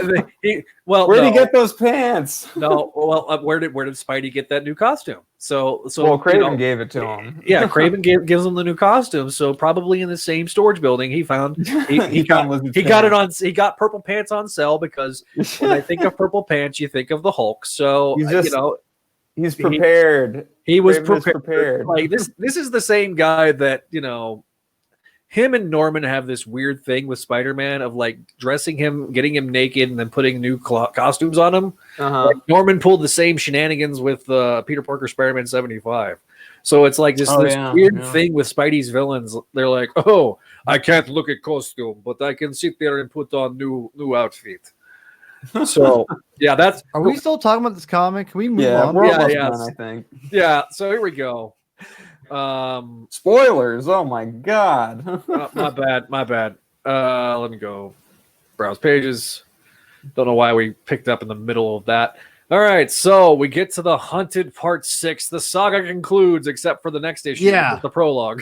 Yeah, that doesn't make this is like why they even put that on there? That's a joke. Come on. Oh, man. Craven looks so good. Spider-Man looks like he has old man pelvis. Yeah. But yeah. Legacy number 823, issue 22, drawn by Humberto Ramos. Nick Spencer is the artist. Man, I will tell you this. The writer. Nick Spencer's the writer. Humberto Ramos is the penciler. So, yeah. So, we'll just... let me get to... All right, here we go. The synopsis is, while his clone attacks the Black Cat and Billy Connors, Craven lets Spider-Man out of his cage. As soon as he leaves, the Spider finds himself in front of numerous corpses, which he believes to be is the work of the Lizard, and for which he feels responsible. At that moment, Craven appears, declaring that Spidey commits a sacrilege by not embracing the predatory nature of the Spider, and not killing his enemies, despite the fact that he is doing it since he has agreed to risk killing Kurt. He has the Lizard in freedom, as pointed out by the Hunter. To force him to kill him, Craven assures him that from Arcade that in the event of his death, the force field will be deactivated. Like the robots, the prisoners will be freed, and the Black Cat and Billy Connors are rescued. Craven's words and another premonition where he sees Mary Jane dead push the Spider almost to his limit, and he brutally assaults Craven, but he doesn't kill him, because he understands that it was the Hunter who slaughtered the guards and not the Lizard. To show him that his view of the world is wrong, Spidey shows how Felicia is risking her life for a child she has no relationship with, and how the Lizard intervenes to help them. Incredibly, Craven then understands, stops the hunt, deactivates the robots, and promising the Spider he will no longer hunt, urging him to run to the rescue of those in need. Subsequently, Craven wears the Spider-Man suit and, posing as him, faces his clone that kills him, which finally obtains his eternal peace. Yes, that is the end of the main Hunted storyline. Gentlemen, your thoughts. I'll start with Paul. All right. I wasn't all right. I was kind of okay. All right. I guess I'll go. This was a great written comic. Mm-hmm. Notice I said written. Because Zach, I'm gonna steal something from you. I'm just gonna get this one negative out of the way. A rushed Ramos is a bad Ramos. Yeah, he's kind of rushed here. And you can totally see that he's rushed. But I don't want to focus on the negative on this one because this is actually a really great issue. And I'm not saying Ramos was terrible. It just, you could tell he was going fast as he could on this one. And it just the limbs are way too skinny on a lot. Yeah. I've even put, I want to tell you to go to the comic itself. If you go on my Twitter at Hermann22 with 2 N's, aka P Thug on Twitter, I have actually just posted the like that. I just posted the picture.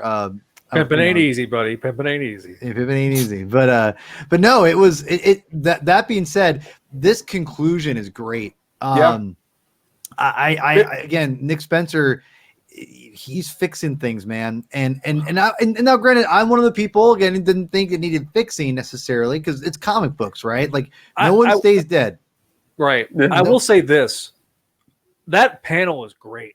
Oh yeah, there's certain there's like, some good stuff. This is not still. this is not the like rush level Ramos that you see with Spider Island hashtag. Spider But Island. this is like kind of deadline Ramos, where it's like, I'm trying to get this done, but I want to get as much detail as I can in the artwork because it demands it. Yeah.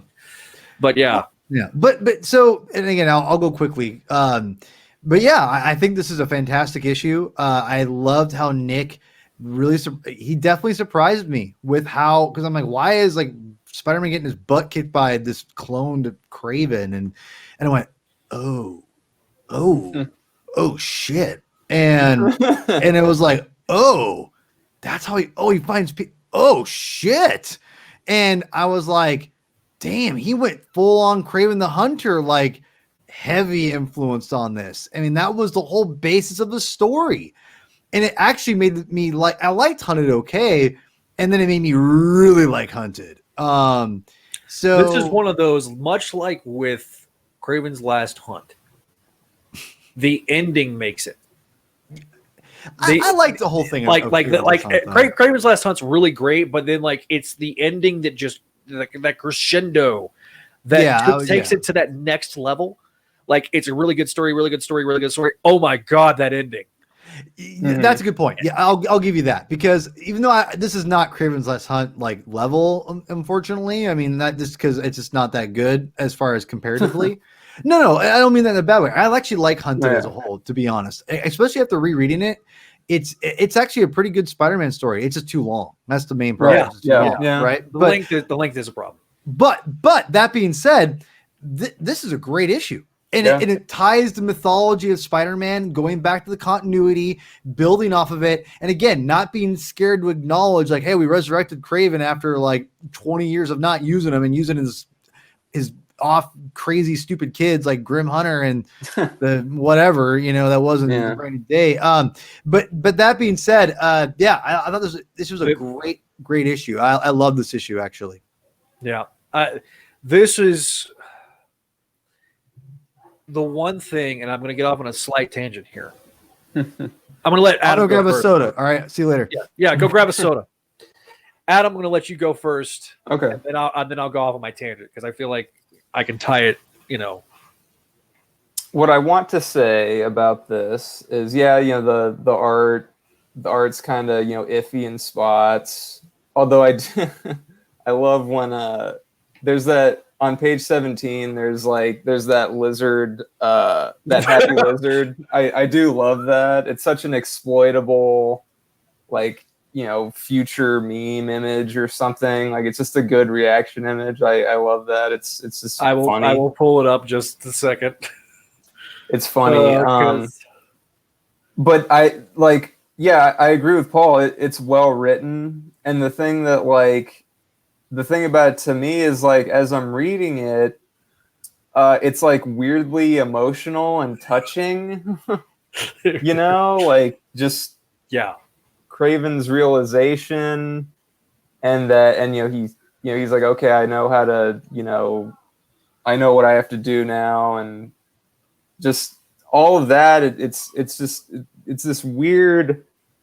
It's because Kraven's he's not really a good guy, but like he tried to be noble or whatever, and it's just, I don't know, like this thing with him and his son. It's like, it's weird. It's just weirdly touching, and then you get the picture of basically it's his legacy left behind, of him with his sons, and like, I don't know. It's just it hits you in a weird way, and if a comic does that, if any kind of art does that, then that's a good thing.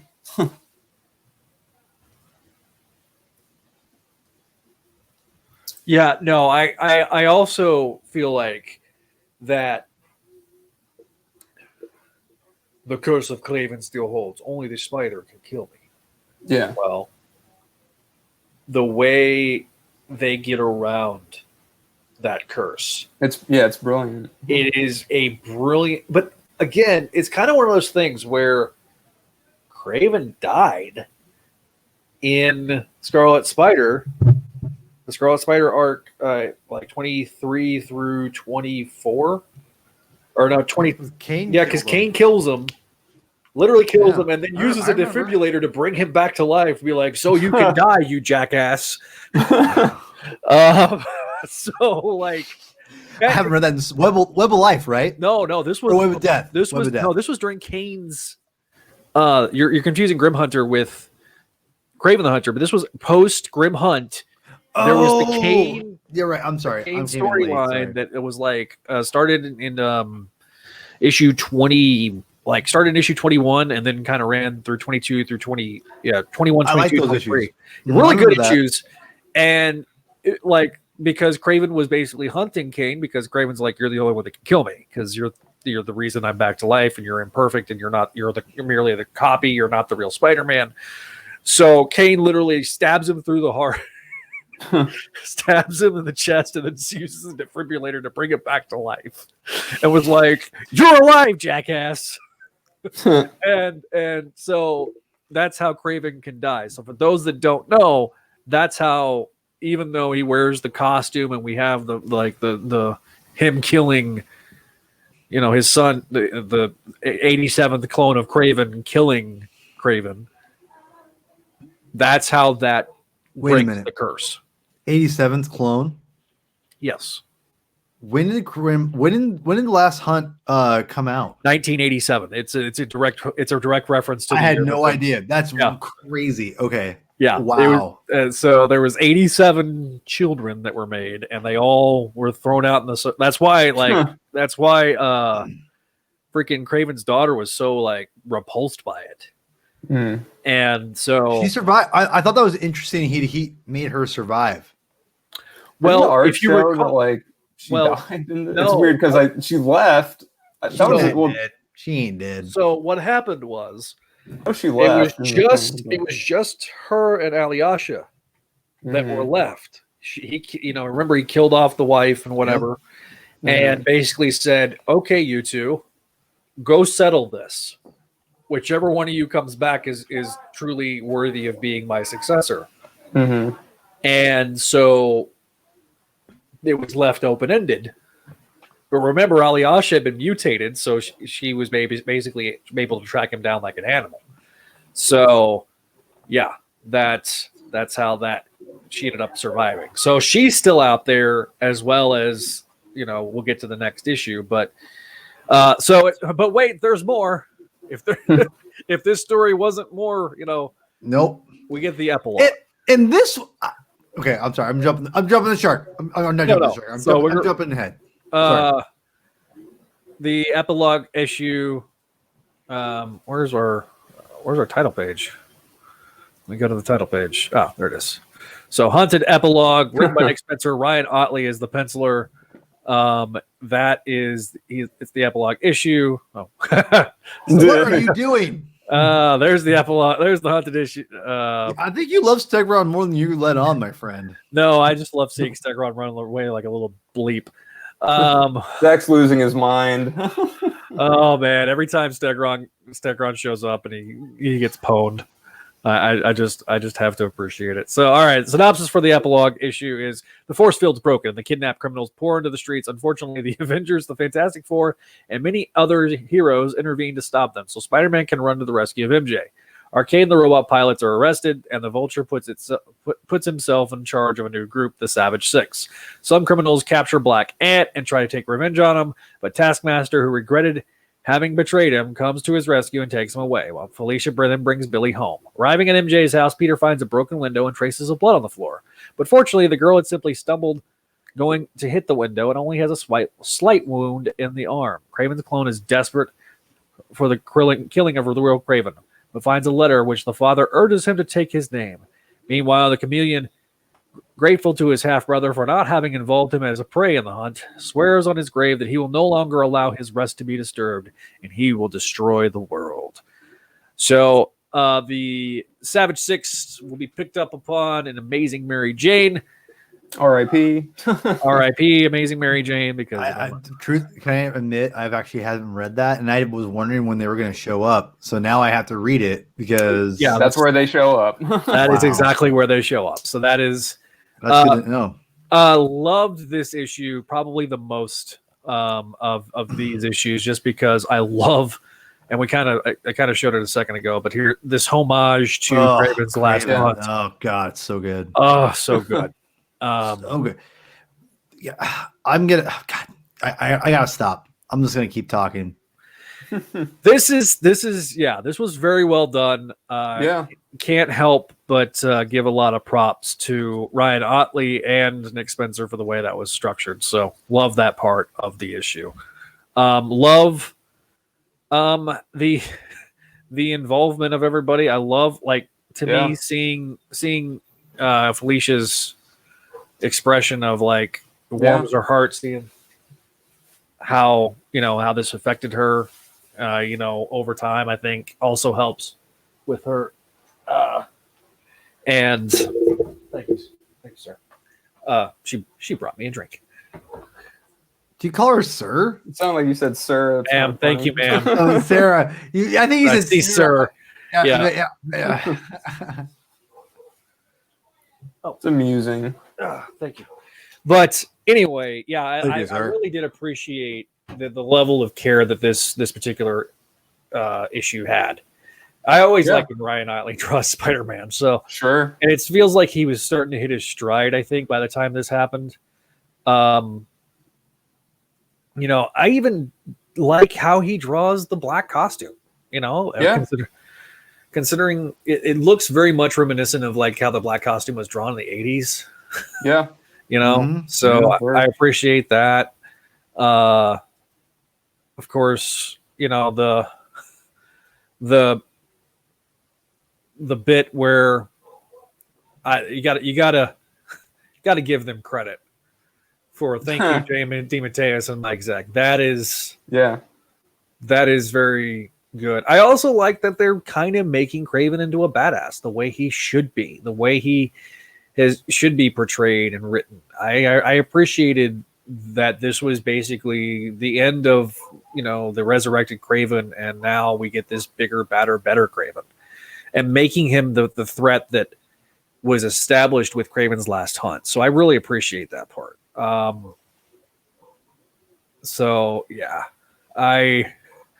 course, I mentioned the Chameleon. I like how he draws Chameleon. Like, that's a really good. That's a really great Chameleon. You can't really mess that up. Yeah. No, you can, and it's happened. Yeah. No, there's been some bad in the Marv Wolfman run when he had that costume for like 2 issues. Not like talking about that. I'm talking. There's legitimate, like, boring Chameleon stuff out there. Trust me. It's out there. Excuse me. Wrong tube. Exactly. Yeah. So, yeah. All that being said, great ending to the story. I think this issue and the last issue really help. Drug. All right. What is your grades for these 6 issues? Oh, God. Well, I like this. I like this way better than the single issue stuff. This is a good idea, Zach. I like where you're going with this. Yeah. So what is your overall grade? Adam, I'm going to go to you. I keep going. I keep interrupting. Okay. People, No, that's fine. So for the 6 total,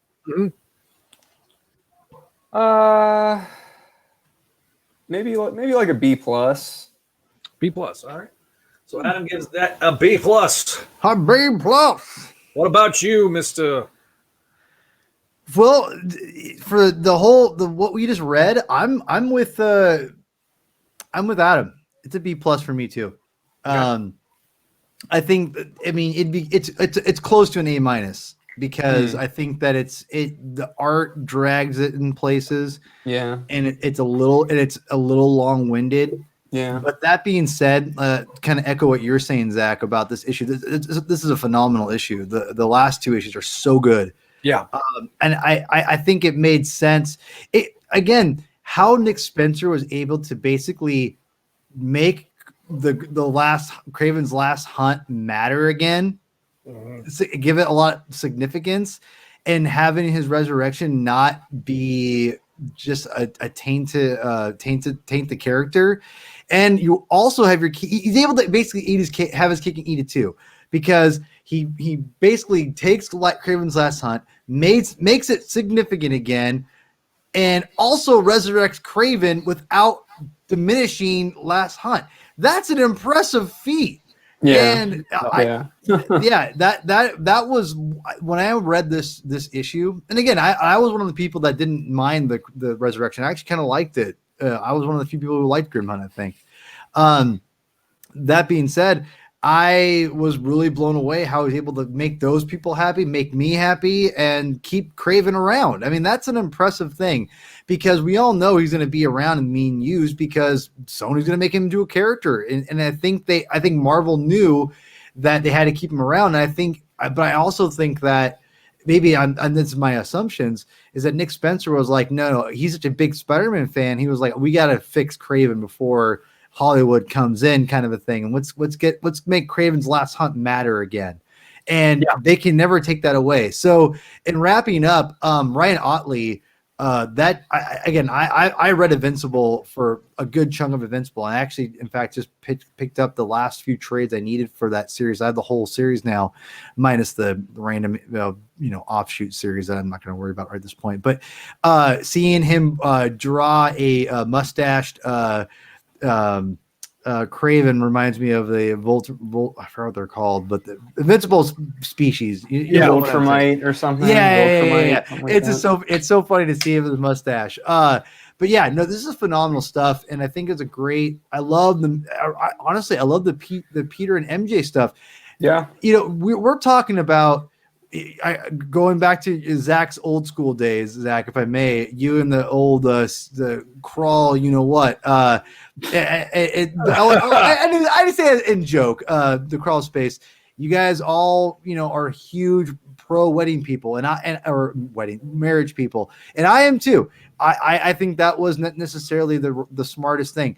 And I think, back in the day, Quesada said, you can't marry, you can't do this. And I think obviously things are changing because they're realizing, we can have multiple Spider-Man. We don't have to have, whatever. That being said, I think it's great that we're seeing Spencer show what a real relationship can and how much drama you can have in those characters and not have to, again, you don't have to be, a single Spider-Man, and you can be married or not married. It doesn't matter. It's Mary Jane. That's his love of his life. And they had a great moment there. And it shows you that you can have great drama in a serious married relationship, because you make them married, it makes no difference to those characters. Exactly. So one of the best elements of Kraven's Last Hunt, and I think marriage. And DeMatteis was asked this question: can you write that story without them being married? And DeMatteis simply replied, no, because the power of that devotion, that vow you made to each other, that's what got him out of the grave. Mm-hmm. That's what pushed him through into the light. Right. And where this was where the point where I was like, dude, we got a full solid year now of written Spider-Man with Mary Jane and Peter Parker together, and it just feels right. Feels right. It does. It didn't feel right with certain characters, and I've appreciated, and this is a foreshadowing for future episodes. I've appreciated, and you can go back and listen to what I said about Carly Cooper back a couple episodes ago. But I've appreciated that he's used Carly Cooper, and even like Nora Winters was brought in to be a potential, love interest in the very, very beginning. So it's like, okay, like this whole thing about the swinging single Spider-Man, it didn't work because it felt like a piece of Peter was missing. Because, marriage, I've said this because I've been married. Paul, you're married. Yeah. Marriage is not the end. It is a beginning of an entirely new story. Yes. And they never embraced that aspect. You had the newlywed phase, and then it's like once they got past the newlywed phase, they didn't know how to write it, and then of course you had all the clone stuff too. The perfect out would have been letting Ben Reilly just assume the role of Peter Parker, because you would have had the Peter Parker going off, riding off into the sunset, so to speak. But there was going to be a segment of the population that was just never going to accept that. So, in theory, that is the perfect ending, but it's really Peter had to come back and be in the webs. So then it creates that quandary of, oh, we're so young, Peter. That whole phase. Yeah. And it just got really bad during the reboot, and then they killed MJ off. But you know, JMS showed you could write drama with the marriage, and I feel like that Spencer, having gone back and read everything, went, yeah, we probably missed the boat. You know, we got 10 years basically of swinging single Spidey. He got into being all these different relationships, but we all know who probably is the one that understands him better, because that's not just his lover, that's his best friend. Yeah, exactly. And so that's where ultimately I always say I feel like the experiment failed, because, or maybe it succeeded because it made everybody realize, hey, this doesn't work. It works in theory, but it just doesn't work in execution. And maybe our rose-tinted glasses have made it that way. I will say this Hunted storyline, I did not like the Grim Hunt story. Go back. I'm aware. Go back and listen to that episode of CSC where we covered it, because obviously it had the Kane connection, so we had to cover it. Yes, but all that being said, this storyline rights the wrongs of the Grim Hunted story. It doesn't. There were no wrongs, Zach. Tell that to Matty Franklin. That was pretty damn wrong. Oh, low blow. Tell that low blow. I don't even. Let's not even get into the Aranya character assassination that occurred in that story. They definitely were fridged. I mean, this is a character that's like, oh, you know, we're gonna slap on 3 legacies into this shit sandwich. All right. Yeah, I'm sorry. I didn't mean to get you down. You got me started. Like, I got you started. That's my fault. I don't hate. Okay, for the record, go back and listen to the episode where it was me and Kevin debating Aranya. I didn't hate Aranya's solo series. I don't hate Aranya as a character. In fact, I really liked what Tom DeFalco did with her in Spider-Girl. I hated the fact of how Marvel treated Mayday to basically not kill her off, but you know, cut her title off, put the moniker on this new title, and you know, basically say, sorry, thank you for your services, but goodbye. When Aranya was unique all on her own, and the uniqueness of her being Spider-Girl, I think, is diminished. But I really like going back to this story. Ryan Otley doing the beginning, the road to Hunted, and the epilogue was really just a genius stroke. I felt like this was some of Ramos's strongest art throughout. Unfortunately, Sandoval had to come in and interrupt the proceedings. But I didn't hate Sandoval's stuff on Venom because he draws monsters really well, but I didn't like his Spider-Man, and I'm like, I would be interested to see how he would draw the regular suit, but I'm also kind of like, yeah, he has drawn it. It's a little like the black suit looks better. I think. Yeah. Oh yeah. He drew that during Venom Inc. Yeah. So I think he works on Venom. He just doesn't work on regular Spider-Man, and look, he can draw better than I can. I can say that, but.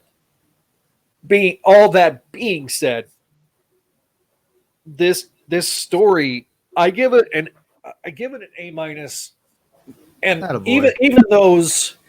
even the hunt, like the 5th chapter and the 20-point that kind of were just dragging things on. It was so exposition-y. They were well executed. Sure. But I also felt like you could have shaved off probably an issue of this storyline and been fine. Mm-hmm. Or 2. Yeah, maybe even 2. I mean, 2. Or try to like fit some of that stuff. Giant size. What I don't understand is why can they just do like a giant size? You know, put like the lizard story. I thought would have been a perfect make that if you put maybe that story with the Black Ant or exposition stuff with Spider-Man, make that giant size or double size or whatever, like old school, right, Zach? Like old school day. Let's do that. Yeah, you take some of these issues. Yes, they might, like the Gibbon one, is as good as that is. You could have reduced Don't that. touch that Gibbon. Don't I Like, keep that. Okay. For the record, the Vulture one, you could easily put that.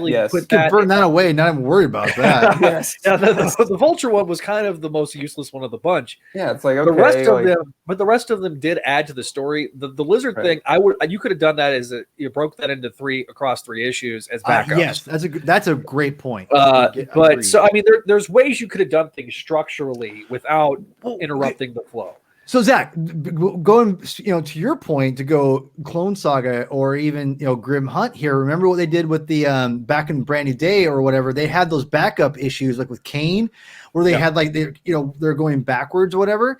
They could have done that, I think, easily, and that's why I was saying double-sized issues. Or was it Web of?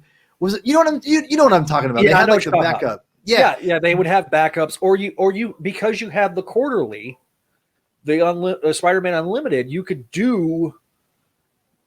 That's where a Spider-Man Unlimited quarterly book in the 90s you could have put those issues combined into that quarterly. Yes, you would have charged $4 or $6 on it, whatever.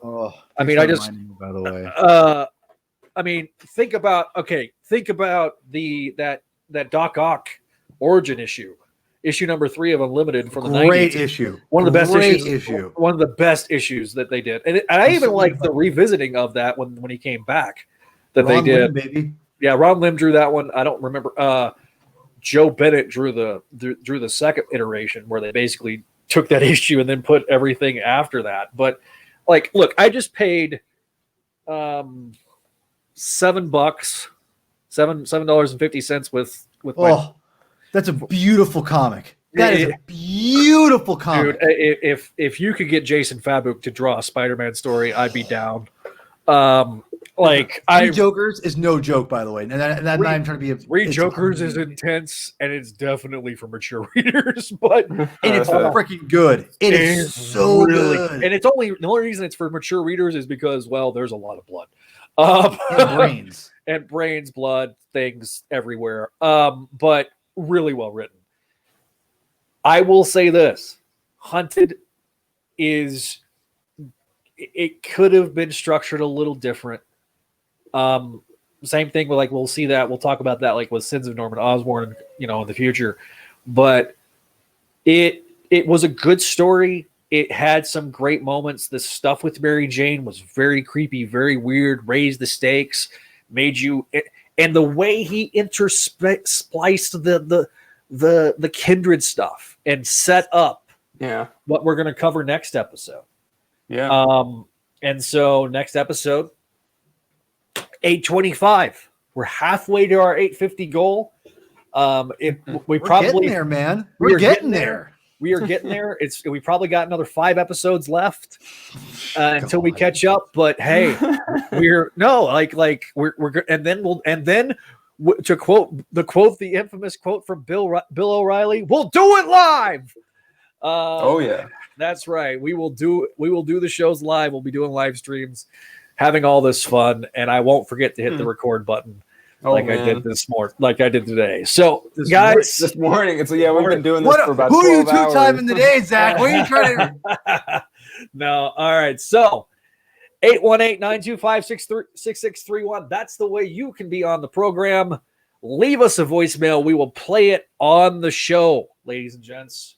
Always, and just from last time, R.I.P. Gibbon forever. R.I.P. Gibbon forever. No. So this is obviously collected in the Hunted Trade Paperback. You can go through, listen to this episode and the previous episode, and follow along.